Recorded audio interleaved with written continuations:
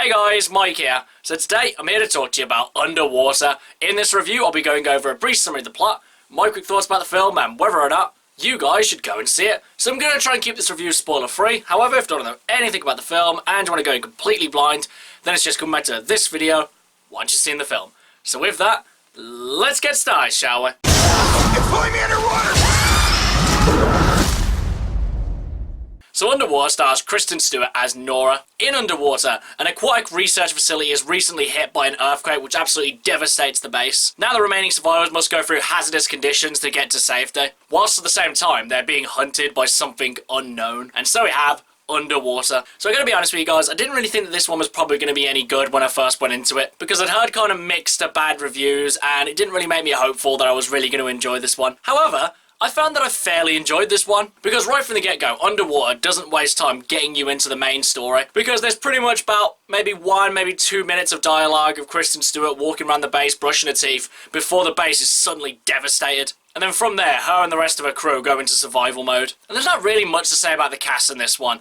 They're all fine, they all do their job, and, you know, they're all somewhat likeable. Though, to be honest, the movie said that in the base there was 316 people, so I was kind of hoping we'd see a bit more than 6 to 8 people in this. Or, you know, show a couple more people at the start, because it kind of did lessen the scope of the devastation when you hardly see anyone beforehand. Sure, they said there was 316 people on board, but you never really see them, so it's kind of hard to, you know, feel anything for these people. But you know, other than that, the characters we got were serviceable. Though something else I'll absolutely give to Underwater, this movie is ridiculously suspenseful. I don't know if anyone else felt the same way that I did, but I was constantly on edge with this movie. I think it probably mainly comes to a bit of a fear of being underwater or just being in an enclosed environment. I know those are kind of two separate things, you know, being underwater, you've got a lot of space and you can pretty much see all around you, whereas being claustrophobic, you're in one small environment and you can barely move. However, Underwater finds a nice balance of being ridiculously claustrophobic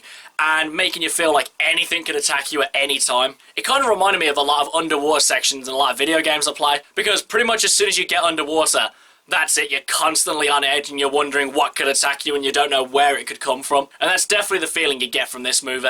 And though I do tend to hate jump scares, I'd say the ones that we used in this one were quite effective, because it's not enough to kind of just have a loud noise and scare the audience. You need to put them in a sense of suspense in order for the jump scare to work, and Underwater definitely does that. There's something else I really liked as well. I love the design for the underwater suits. They're kind of like a mix between spacesuits and like Gears of War armor. I just kind of wish they'd utilize them a bit more other than just walking from point A to B. You know, just maybe one of them fighting one of the creatures, or just kind of doing something else other than going from A to B. The CGI for the creatures was good as well, you know.